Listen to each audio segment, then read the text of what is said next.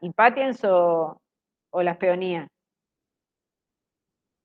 La peonía se usa bastante para corte, pero tiene sus requerimientos. Sí, la peonía sí, tiene sus requerimientos también. Acá se estuvo produciendo más hacia el sur, eh, pero bueno, al final el productor que hacía peonías para corte terminó dedicándose al agroturismo, una cosa así, ¿no? Entonces mantiene el cultivo, pero es una visita en la que, bueno, además la gente va a comer y pasea por el cultivo, cosecha y demás, porque, bueno, él hacía para exportar y hubo bastante.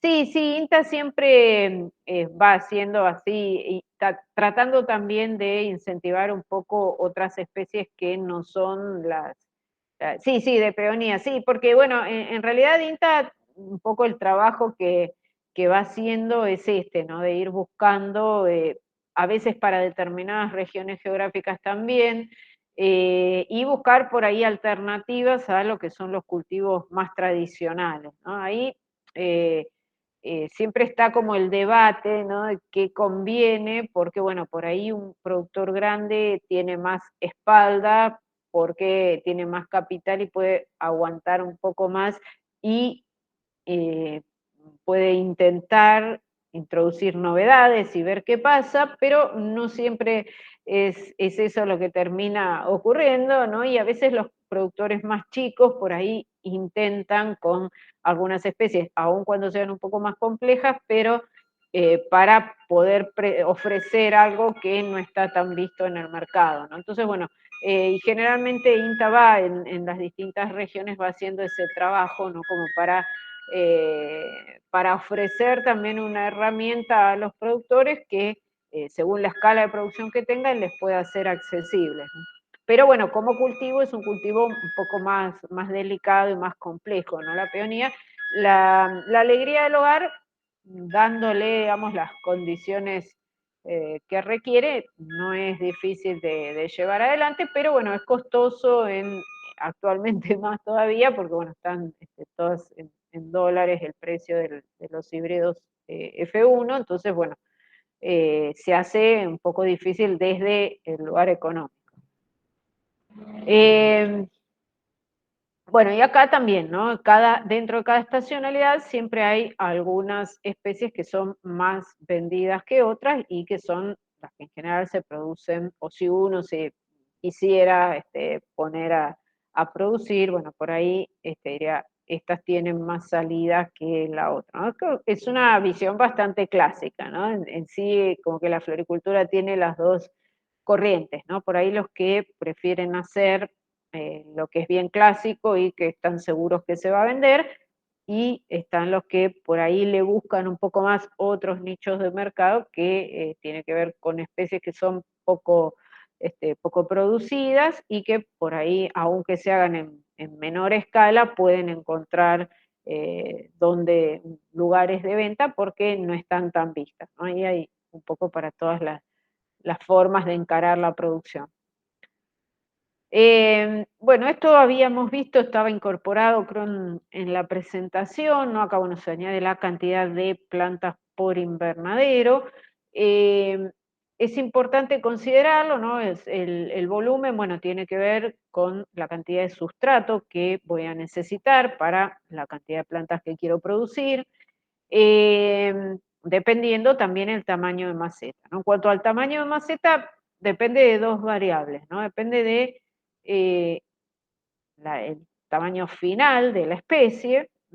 Si es una planta, si bien todas tienden a ser plantas de porte bajo, ¿no? Y no demasiado grandes, ¿no? Más bien son cultivares enanos, pero bueno, no todas son tan pequeñas, ¿no? Entonces, en general, dependiendo del tamaño final, se pueden hacer en macetas del 10 o del 12. A veces el tamaño de maceta tiene que ver con el precio de venta, ¿no? En el caso del pensamiento, por ejemplo, es común que las primicias aparezcan también en maceta del 10, porque bueno, la planta es una planta pequeña, pero a veces se hace en esas macetas más chicas para venderlas más baratas, ¿no?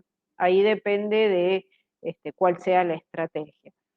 Lo general es que se usen o macetas del 10 o del 12, como tamaño final de contenedor, y es muy difícil que se remacete, ¿no? Por todo lo que implica en cuanto a retraso del ciclo de cultivo, pero también en mano de obra, ¿no? Fundamentalmente en mano de obra.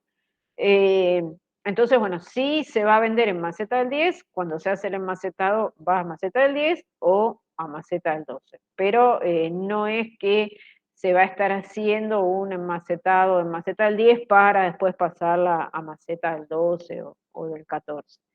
En algunos casos puntuales, ¿no? Sí hay un remanente, como pasa con la prímula, que se puede llegar a ofrecer para el Día de la Madre, bueno, ahí sí se hace un remacetado, pero en general a una maceta rígida para darle otra presentación, y se hace más bien como para recuperar lo que no se pudo vender, ¿no? Si se pudo vender en maceta del 12 en la fecha en la que habitualmente se vende ahí, ¿no? Es decir, es como que el remacetado responde más a tratar de no perder las plantas y poder venderlas en otra fecha. Pero eh, en sí, todo lo que es plantas de bordura se manejan con lo que son macetas de plástico soplado.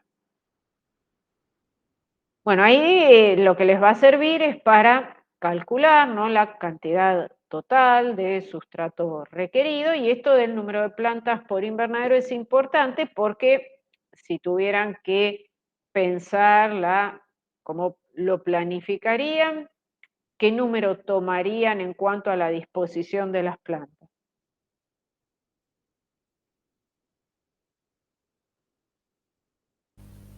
Para la planificación y seguramente tendríamos que considerar lo que vamos a requerir cuando sea cantero abierto. Bien, o sea, siempre van a tomar, ¿no?, el valor para definir el espacio que van a necesitar como cantero abierto, ¿no? Después, eh, ustedes podrán, ahora cuando veamos la tablita, van a ver que justamente lo que se busca con el tema de programar la producción anual tiene que ver con que no quede espacio desaprovechado, ¿no? Entonces, bueno, ahí lo que se trata de hacer es que a medida que voy necesitando más espacio para distribuir a cantero abierto, pueda ir ya vendiendo. O sea, eso sería lo óptimo. A veces, depende de cómo sea la venta, no es necesario, pero siempre conviene suponer que lo que voy a necesitar, conviene calcular el espacio que voy a necesitar a cantero abierto, porque si no después me van a quedar plantas afuera del invernadero, ¿sí?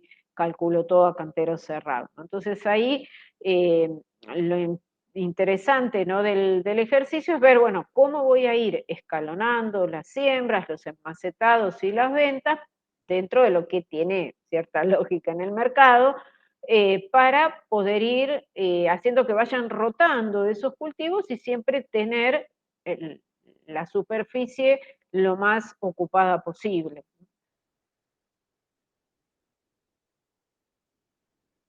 En cuanto a la cantidad de insumos, ahí en los anexos que están, inclusive, bueno, hay un ejemplo de cálculo para petunia, eh, para que, bueno, puedan ir siguiendo todos los pasos.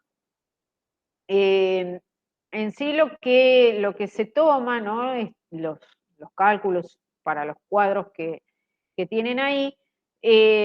Las cajoneras, se toma esta como la medida estándar y se considera que se llenan hasta aproximadamente 5 centímetros antes del borde, y eso da un total de 9,6 litros, ¿no?, que más o menos se la llena entre 6 litros de turba y 3 de perlita, bueno, aproximado, ¿no? No es tan exacto, pero como para tener un valor de referencia.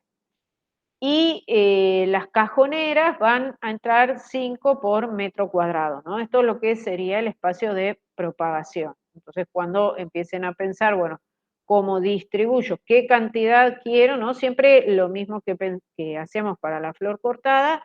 Vamos a empezar de la fecha de venta, ¿no? Y a partir de la fecha de venta y del número de plantas que quiero tener para esa fecha, voy a irme hacia atrás, todas las etapas para ver en la etapa de propagación en qué mes tengo que hacer la siembra para llegar a la fecha que quiero con la planta en flor y a su vez, bueno, para esa cantidad de plantas, cuánto espacio de el sector de propagación voy a necesitar, porque si no, puede pasar también que se me empiecen a superponer las siembras, ¿no? Si no escalono la venta, se me van a superponer las siembras y capaz que el espacio de propagación no me da para lo que quiero hacer, ¿no? Entonces puedo tener espacio en los invernaderos y resulta que no tengo espacio de propagación para cuando se me empiezan a superponer distintas especies en el tiempo. Lo mismo me puede pasar en el invernadero, ¿no? No terminé de sacar a la venta una cantidad y si sigo produciendo necesito espacio para ir ocupando. Entonces, un poco el ejercicio es ese para pensar cómo se podría optimizar lo que está disponible. Eh, las bandejas alveoladas vamos a tomar las que son más frecuentes, de uso más frecuente para la producción de plantas de bordura, que son las de 200 celdas, ¿no? Y esas llevan 2 litros del sustrato de siembra. Y se necesitan, ¿no? Van 6 bandejas por cada metro cuadrado.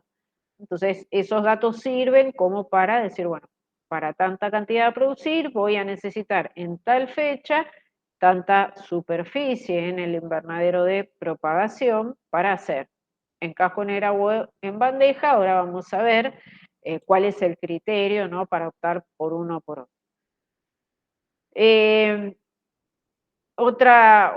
otro ítem que hace también a la cantidad de los insumos es cuántas semillas voy a sembrar. Y ahí lo que tengo, hay una fórmula que eh, relaciona el número de semillas por gramo de la especie, que eso es un dato que creo que está en las guías, pero si no está hay que averiguarlo. En general las empresas semilleras proveen de ese dato eh, para saber, bueno, cuánto voy a tener que comprar.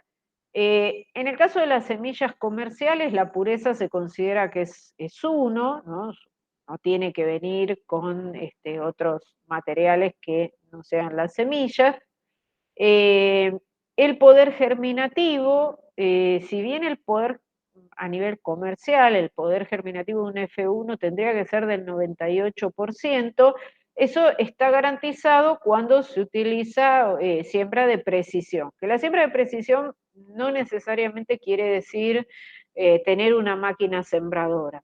Puede ser que sí, o puede ser que se haga a mano, pero simplemente utilizando bandejas alveoladas, ¿no? Cuando hablamos de precisión no es tanto por el modo en el cual se haga, porque hay productores más chicos que no tienen una sembradora, pero lo hacen manualmente, colocando una o dos semillas, dependiendo de cómo estén acostumbrados, ¿no? Lo ideal sería una, pero bueno, a veces por miedo a que alguna de las dos no les germine, colocan dos, cosa que no debiera ser, pero sobre todo si la semilla no es tan cara, a veces optan por hacer eso. Eh, lo que se hace es colocarlas en forma manual en cada uno de los alvéolos, que bueno, eso demanda mano de obra y paciencia, pero dependiendo de la escala de producción, a veces se hace de esa manera para evitar tener una sembradora.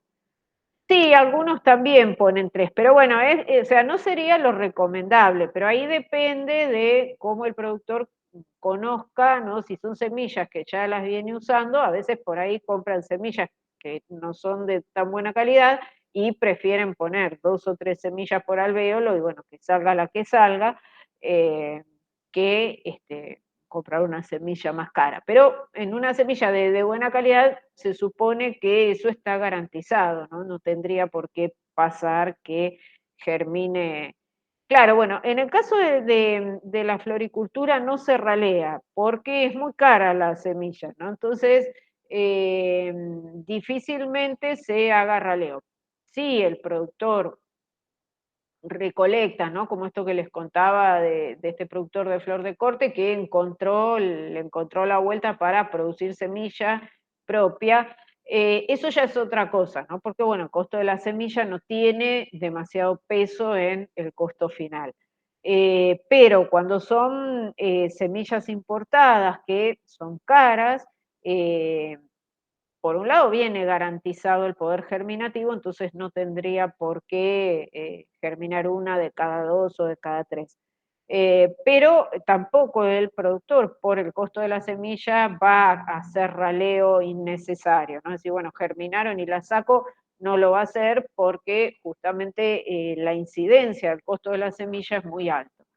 Eh, por eso es que, bueno, ahí depende la decisión del productor en función al conocimiento que tiene del tipo de semilla que está utilizando, ¿no? Si es autoproducida o si es una semilla que por ahí no tiene mucha seguridad, pero es más barata, mucha seguridad que germine el 98%, bueno, a veces se hace eso. Pero desde el punto de vista de lo que sería el manejo este, más conveniente para lo que es el, el cultivo en bandeja alveolada, no conviene, ¿no? Siempre conviene que sea una semilla por alveolo.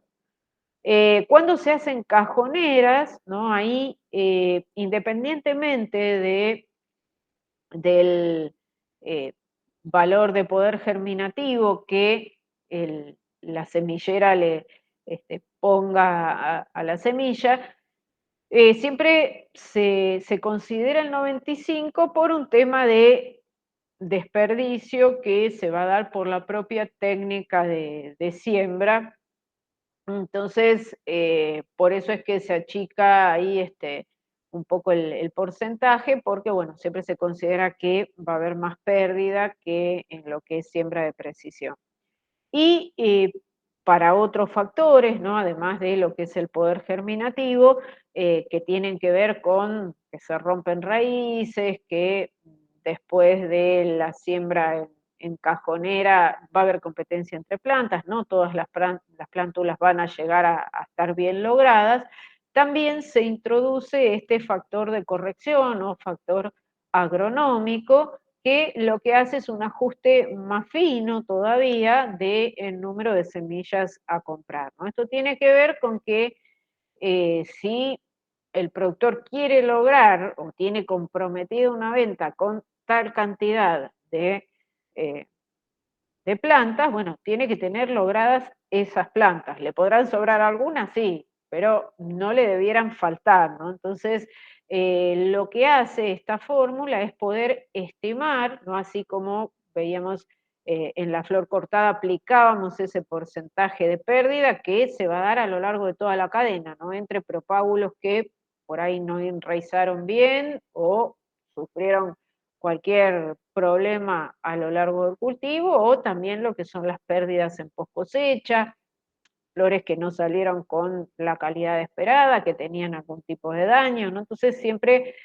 calculamos un porcentaje de pérdida. Bueno, en este caso, para lo que es la producción del plantino, de la plántula, también, ¿no? Entonces voy a comprar un poco más de las semillas justas porque tengo que calcular que no todas van a llegar a término. Y para lo que sirve esta fórmula es para ajustar lo más posible el número de semillas a comprar, porque justamente como son caras, tampoco digo, bueno, ¿qué me importa? Compro el doble. Porque, bueno, como venimos hinchando en propagación, el almacenamiento de la semilla es un punto crítico, ¿no? En lo que hace a la pérdida de poder germinativo. Entonces, ¿para qué voy a almacenar semilla que no voy a usar, que probablemente no termine en las mejores condiciones para germinar cuando las quiera volver a usar? Entonces, ahí un poco lo que se busca con la fórmula es poder tener el cálculo más ajustado para no sembrar de menos, pero tampoco comprar de más las semillas, ¿no? Entonces, eh, sí,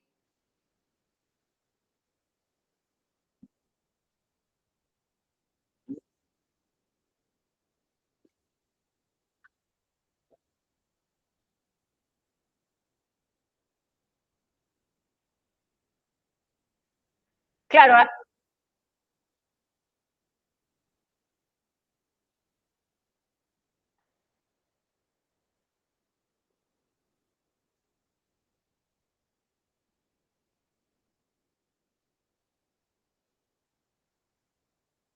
claro, sí, ahora ahí ustedes tienen el ejemplo, ¿no? Que van a ver, o sea, si yo necesito 2.000 plantas, bueno, aplico, ¿no? Dependiendo del número de semillas por gramo que tenga esa especie, bueno, voy a necesitar, o sea, ¿eso por qué? Porque la semilla generalmente se vende por gramo, ¿no? Entonces digo, bueno, ¿cuántos gramos voy a necesitar para tener 2.000 plantas logradas? Seguro van a ser más de 2.000, ¿no? Ahora yo necesito saber si van a ser 2.100, 2.050, o que eso depende del poder germinativo y depende también de, sobre todo, que tiene un peso bastante importante, lo que es la forma de siembra, ¿no? Porque la siembra al voleo, siempre por la forma en la que lo siembro y por la competencia entre plántulas, más todo lo que significa el trasplante luego a bandeja y después a maceta, eso va a hacer que se vayan perdiendo por el camino plántulas, ¿no? Entonces, por eso es que tengo que ajustar también dependiendo de cuál sea eh, el método que voy a utilizar, ¿no? Y lo que ahí tomamos como criterio es que hasta 1.000 semillas por gramo se hace siembra de precisión. Eso tiene que ver con que lo toman bien las sembradoras y también si la persona lo quiere hacer en forma manual es manejable.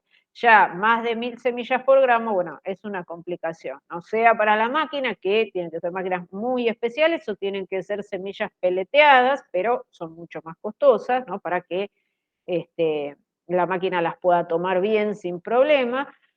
Eh, Ahí ya lo que se opta cuando la semilla es muy chiquitita es hacer primero la siembra en cajonera y después repicarlas a bandeja cuando ya tengo la plántula, ¿no? Eh,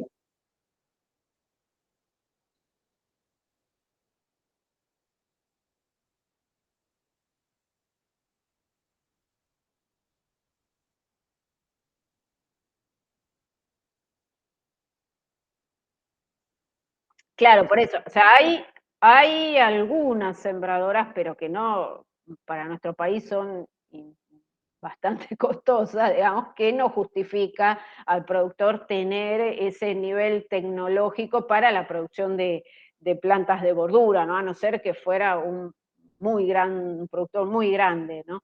Eh, pero en ese caso es más conveniente, aún asumiendo, ¿no? El costo de la pérdida que va quedando por el camino, es más conveniente hacerlo directamente en bandeja alveolada. Si bien se pierden plántulas y es más mano de obra también, ¿no?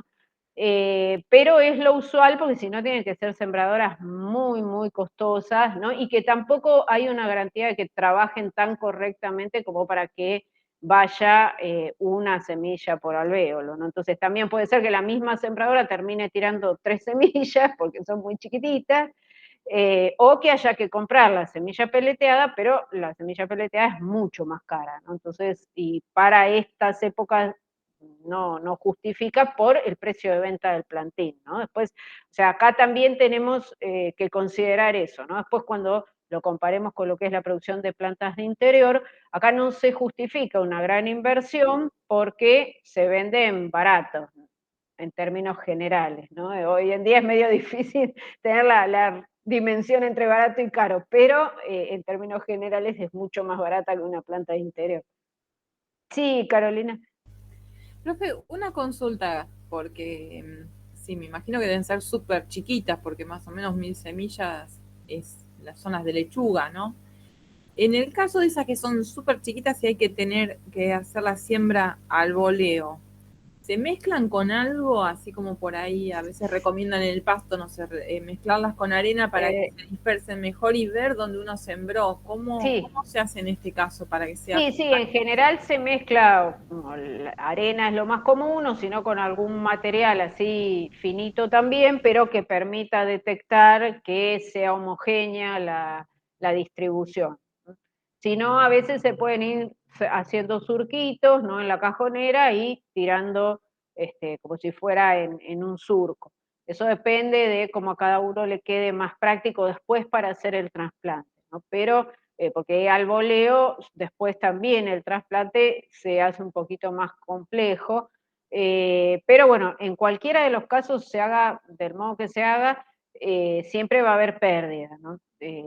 Pérdida post-trasplante y también el inicio es un poco, hay más competencia, ¿no? Entonces la calidad de la plántula no va a ser la misma. Pero cuando no queda otra alternativa, se hace de esa manera, ¿no? En semillas florales pueden tener 8.000, 9.000 semillas por gramo, o sea, son prácticamente, así como decía Marcos, como un polvillo, ¿no? Entonces es muy difícil de poder hacer otro tipo de siembra. Después, cómo se implemente depende más de cómo le gusta a cada productor, pero digamos que en cuanto a las pérdidas que va a haber o a la competencia entre plantas es más o menos lo mismo, ¿no? Pero sí, cuando se hace totalmente al voleo, sí conviene que haya algún material que me permita ver que sea homogéneo, lo más homogénea posible la distribución y ver por dónde van quedando las semillas, ¿no? Facilita mucho la distribución. Bueno, ahí va a ir a cajonera y después se va a repicar a bandeja, ¿no? Para después recién, o sea, para que complete el desarrollo, el crecimiento de la plántula y después recién enmacetarla, excepto, como les había comentado la vez pasada, lo que son las que se repican en isleta, ¿no? Es decir, yo agarro todo un grupito de plántulas y la mando directo a una maceta, porque bueno, ahí las plantulitas individuales tardarían mucho tiempo en crecer, no vale la pena hacerles el paso intermedio por bandeja porque no gano nada, porque ya son de por sí plantitas muy chiquititas y solamente estoy perdiendo tiempo. Entonces me conviene más gastar varias semillitas y que eso vaya directo a la maceta para que se pueda llenar más rápido, a tener que estar separándolas, poniéndolas individualmente este, en las bandejas, en los alvéolos, y después tener que llevarlo a la maceta final, que igualmente no gano demasiado porque son plantitas muy chiquititas, aun cuando les haga el paso intermedio por la bandeja. Sí. En ese caso de las que van así agrupaditas, para evitar la rotura de raíces y eso, ¿no conviene hacer una siembra al voleo, pero en bandejas directamente? O sea, que de cada alveolo ya salga un grupito de plantas. Y en general no se hace porque es más fácil, o sea, si vos haces el alboleo sobre toda la bandeja, te van a terminar semillitas por todos lados, ¿no? Por ahí lo que podrías hacer es un montoncito de semillas por alvéolo. Eso se podría hacer. Lo que pasa que si son de semillitas muy chiquititas, a veces se hace complejo el fraccionarlas, ¿no? En tan poquitita cantidad, porque a veces realmente es como que son difíciles de distinguir unas de otras, ¿no? Entonces, eh, se podría, tal vez en las que no son tan pequeñitas, podría ser de poner una cierta cantidad de semillitas en cada alvéolo, ¿no? Eso, en general, bueno, como no son los cultivos más importantes, a excepción de la begonia, que sí, este, es de los más vendidos, muchas de las que se repican, pero la begonia no se repica en isleta, ¿no? Pero las que sí se repican en isleta, en general se hacen así porque tampoco no son las especies más caras, digamos, ¿no? Entonces, bueno, no importa demasiado, tampoco es tan cara la semilla y no importa demasiado poner varias plantitas juntas para que llenen más rápido. Igual en general se hacen en maceta del 10 porque es lo que se llena más rápido. Pero sí, se podría hacer, o sea, hacer como una especie de siembra de precisión, alvéolo por alvéolo, pero con más cantidad de semillitas, no es sacar el pancito con ya sacarle isletita formada, pero sin que haya tanta rotura de raíz. lo que se estima, ¿no? Como para las dimensiones estándar de la cajonera es que por lo menos tengo que sacar de 1.500 a 2.000 plantas logradas, ¿no? Plantas logradas significa que son de buena calidad y que van a continuar, ¿no? No que vienen ahí todas etioladas y bueno, ya una plántula que arranca mal, después le cuesta mucho más recuperarse o no se recupera.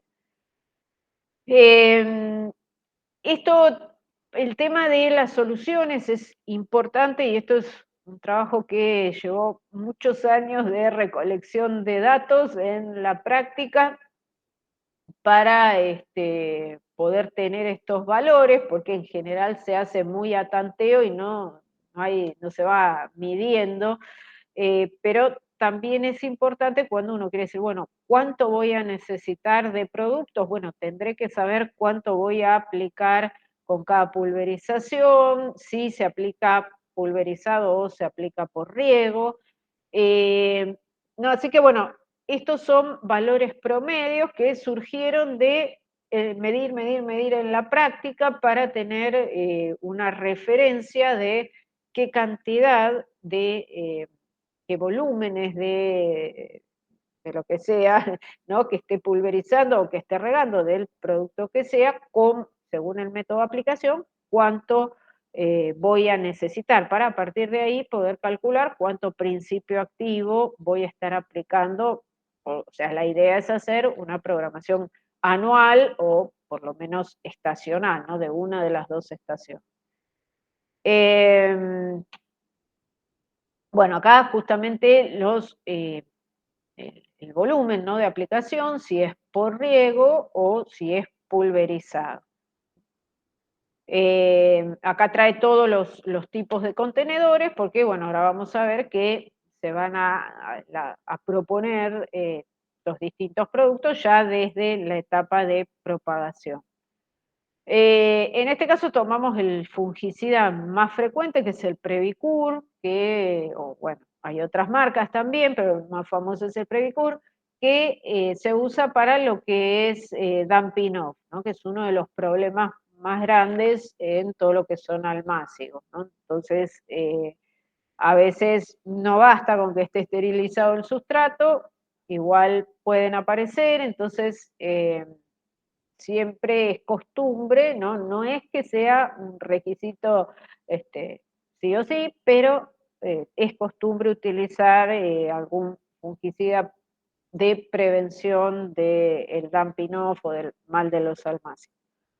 Em, Más que nada porque también esta etapa de propagación se maneja con humedad elevada, ¿no? Como habíamos visto, por este tema de evitar la desecación de las semillas y que las plántulas empiecen a poner en funcionamiento sus estomas. Entonces, con humedad alta y temperaturas generalmente templadas o cálidas, bueno, la probabilidad de la proliferación de hongos es muy común, algo muy que se da, ¿no? Entonces,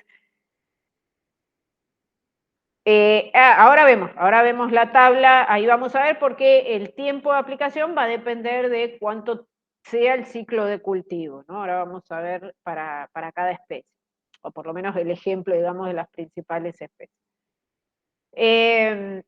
Bueno, acá tienen, ¿no? Las dosis del Previcur, bueno, se puede usar cualquier otro preventivo. En general, cuando se hace la siembra, sea en cajonera o sea en bandeja alveolada, se aplica por riego, ¿no? Una vez que se hizo la siembra, como también en ese momento necesitamos que el sustrato esté bien humedecido, no sé, primero se humecta siempre el sustrato y después se le hace el riego con el preventivo, si se quiere aplicar, y después se va a ir pulverizando cada 15 días, sea lo mismo para la cajonera que para la bandeja. Pues vamos a ver que dependiendo de los días a germinación, de que cada especie tiene el propio, ¿no? Copete puede germinar en 24 horas o 48 horas, prácticamente el 100%, y por ahí otras especies demandan de 15 a 20 días para comenzar a germinar. Eso es un dato también que lo proveen a veces las empresas semilleras, o bueno, hay información, porque bueno, no todas las especies germinan en el mismo tiempo. Entonces, dependiendo cuánto tiempo va a estar, y después el tiempo que tarda en crecer la plántula, ¿no? Entonces, dependiendo de esas condiciones, bueno, puede ser que el tiempo de aplicación sea más extenso o sea más breve. La cantidad de aplicaciones que voy a hacer depende de la especie. Pero sí que el primero siempre se aplica por riego y el segundo pulverizado, a partir del segundo en adelante, si hubiera que hacer alguna más, también se hace pulverizado. Esto es importante porque si volvemos al cuadro de atrás, vemos que sea para la cajonera o como para la bandeja alveolar, en principio no es lo mismo el volumen para la cajonera que para la bandeja, y después no es lo mismo por riego que pulverizado, ¿no? Entonces, para los que quieran desarrollar este punto, digamos, del parcial, tengan en cuenta eso, ¿no? Que porque después empiezan a arrastrar errores que aparecen al final y hay que empezar a hacer todo de vuelta y es eh, feo, ¿no? Entonces, bueno, lo que siempre tienen que ir mirando es esto. Si, bueno, empiezo con la siembra, primero que todo, ¿qué dato tomaría antes que hacer ningún cálculo?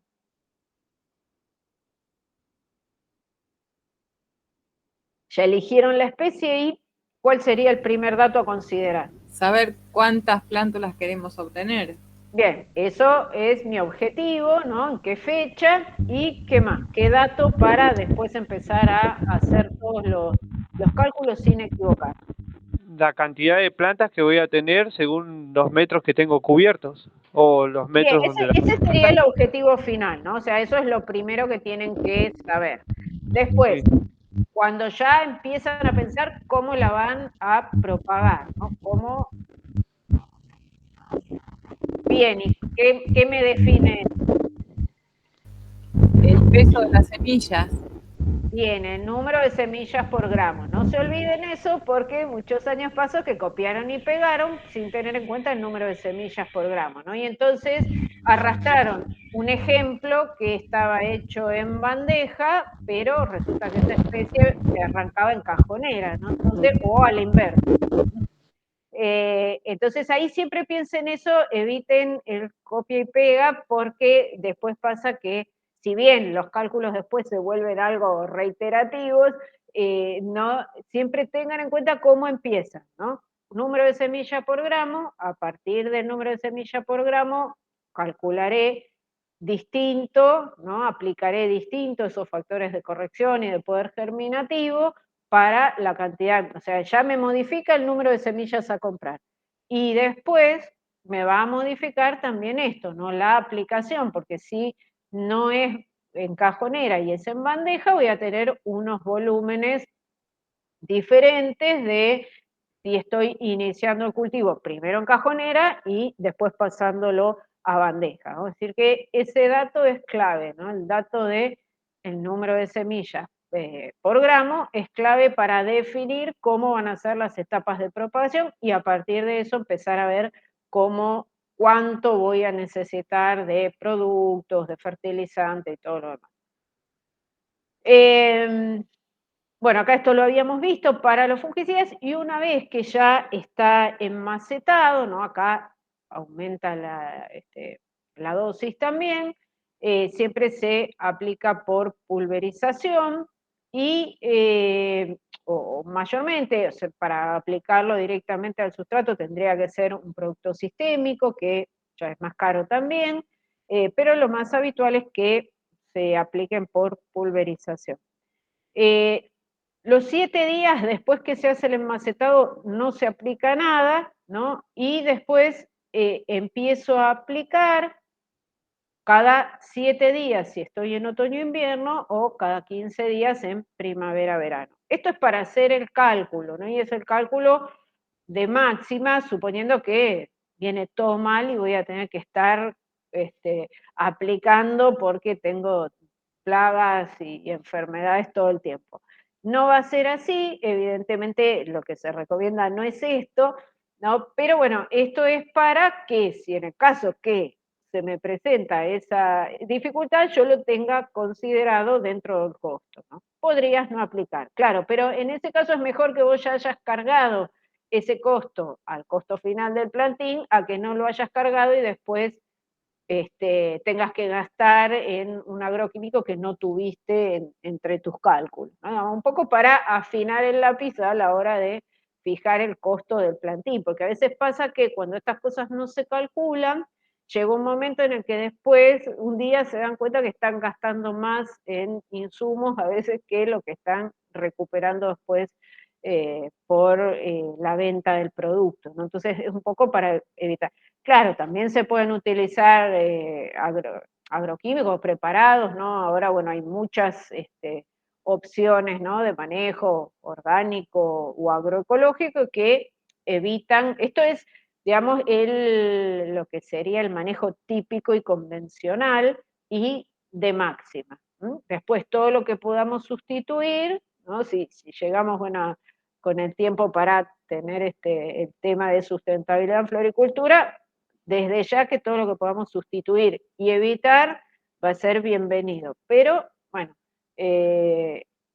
también tienen que conocer el enfoque tradicional o convencional, porque, bueno, es el que muchos de los productores utilizan y si ustedes tuvieran que asesorar, bueno, el productor elige, digamos, el tipo de manejo que quiere hacer, ¿no? Entonces uno le puede hacer una propuesta, pero bueno, hay que ver si tiene interés o no en aceptarla y también si le resulta efectiva o no, ¿no? Entonces está bien que desde el punto de vista teórico conozcan todas las posibilidades, ¿no? Pues, por supuesto que apuntamos a que sea más amigable la floricultura en la medida de lo posible, ¿no? Pero bueno, eh, esto sería el manejo convencional. Si encontramos productos alternativos, orgánicos, distintos tipos de preparados y demás que sustituyen eficazmente al agroquímico, también son, y en este momento mucho más, muy convenientes desde el punto de vista económico, ¿no? Porque no van a ser tan caros como el agroquímico, ¿no? Así que tiene las dos ventajas, pero eh, si ustedes hacen un cultivo propio, bueno, uno decide lo que quiere hacer y lo pone a prueba. El tema es que si se quieren dedicar al asesoramiento, ahí ya cambia la cosa porque, bueno, tienen que estar muy seguros que el producto que van a recomendar, un producto preparado, lo que fuera, va a tener efectividad en el contexto de la producción en la que están. ¿No? Porque, bueno, justo eh, después, bueno, si en algún momento les puedo pasar las fotos, ¿no? En la cámara, o pegadito a la mesada de enraizamiento, tenía una pérdida de un gotero, ¿no? Y sobre los palets donde estaban puestas las bandejas alveoladas había un charco que al ser de madera, probablemente eso empiece a propagar hongos para todos lados. Había también, o sea, la parte de propagación estaba metida dentro del invernadero donde del otro lado había crisantemo y había varios focos, ¿no? De hongos y había algunos lugares encharcados, ¿no? Entonces, estas cosas que pasan en los cultivos reales, también cuando ustedes van al cultivo las tienen que ver, porque a veces un producto que puede ser eficaz, un producto, sobre todo lo que son productos preparados, caseros, ¿no? Que en un determinado contexto donde se tienen otros cuidados es eficaz, por ahí en ese lugar donde hay otras variables, ¿no? Que hacen que haya más humedad, hay pérdidas en los sistemas de goteo, eh, por ahí resulta poco efectivo, ¿no? Entonces siempre el tema del asesoramiento es complejo porque, bueno, están en territorio de otra persona que lo que quiere es tener una rentabilidad, ¿no? Entonces ahí, bueno, siempre hay que manejarse con las distintas alternativas y es el productor el que opta por cuál le cierra mejor, ¿no? Pero a la hora de recomendar siempre hay que mirar todo el contexto, ¿no? Decir, bueno, dentro de esto que tengo, que sería lo más efectivo, ¿no? Por ahí le recomendamos algo que no es tan efectivo y si pierde el cultivo o si se le estropea o no le llega a término el cultivo, es un problema, ¿no? Entonces, ahí siempre hay que tener el tema del manejo sanitario es bastante complejo por esta razón. Pero bueno, acá para los cálculos nos quedamos con esto. Igualmente, si ustedes quisieran hacer esa programación desde un manejo orgánico, también lo podrían hacer, solamente que teniendo en cuenta que esto que está acá es la orientación para este producto. Un producto orgánico a veces tengo que aplicarlo todas las semanas para que no pierda efectividad, o sea, eso depende del tipo de preparado que estoy usando. De todas maneras, la mecánica es más o menos la misma, ¿no? Esto es lo que se hace a modo convencional para... sí, sí, o sea, no es distinto lo que sería para programar el cultivo no se modifica por el tipo de agroquímico, y tampoco si, lo que pasa que bueno, ahí tengo que ver, ¿no? Hay preparados orgánicos que actúan de modo sistémico, como si fuera, no sé, el té de ajo. Tiene, podría ser un riego dependiendo de la sensibilidad de la especie, ¿no? Porque bueno, justamente pasó de un trabajo que hizo una compañera con el uso del té de ajo en ciclamen, porque bueno, funcionaba muy bien el té de ajo para algunos hongos en rosa. Pero resultó que la sensibilidad del ciclamen a los compuestos azufrados, las hojas salían todas retorcidas, chiquititas, no sé, bueno, era su trabajo final y pobre estaba re triste porque bueno, quería hacer otro trabajo, ¿no? Y la tutora le decía, pero no, está bien, no hay resultados buenos o malos, ¿no? Hay resultados y en este caso estaba claro que lo que servía para la rosa no servía para el ciclamen, ¿no? Bueno, estas referencias que nos vienen dadas por la empresa productora del agroquímico, no las tenemos siempre en los productos orgánicos, ¿no? Y ahí es donde siempre hay que hacer un ensayo a pequeña escala, ¿no? Y sobre todo si el cultivo no es de uno, ir de a poquito, ¿no? Y después, si probamos la efectividad, lo podemos extender, ¿no? Entonces, acá de vuelta, hay algunos productos orgánicos que se comportan como sistémicos, ¿no? Y entonces ahí podría ser un riego, pero muchos que no, ¿no? Entonces ahí tengo que ver qué efecto estoy buscando a través de ese preparado. Algunos son antialimentarios, otros son repelentes, depende de lo que estoy usando para hacer ese preparado, depende del método, ¿no? Vieron que el ajo se puede extraer con alcohol o se puede hacer un macerado en agua, se puede hacer el té. Bueno, cada una de las formulaciones va a tener contenidos distintos de los principios activos que tiene el ajo. Entonces, ahí también tengo que ver cómo lo aplico, si no tengo ninguna referencia, bueno, ver cuál es la sensibilidad de la especie, en qué momento, cuántas veces lo aplico. A veces los productos orgánicos no tienen una residualidad como tiene el agroquímico, ¿no? Entonces no me cubren el mismo tiempo que, que lo que sería un químico de síntesis. Y ahí tengo que buscar, bueno, a ver cada cuánto tiempo lo tengo que aplicar. Actualmente hay muchos productos que ya vienen formulados de venta comercial, ¿no? O sea, son productos purines o distintos tipos de preparaciones, pero que son orgánicos con marca comercial. Bueno, ahí ya tengo un poquito más un criterio de las dosis a utilizar y demás, pero si uno lo quiere hacer de manera casera, y no tiene demasiada certeza, siempre conviene hacer eso, ¿no? Probar en un lotecito chiquito de plantas y ver cómo es la evolución. Porque a nosotros nos pasó trabajando con un invernadero de rosas, acá en la facultad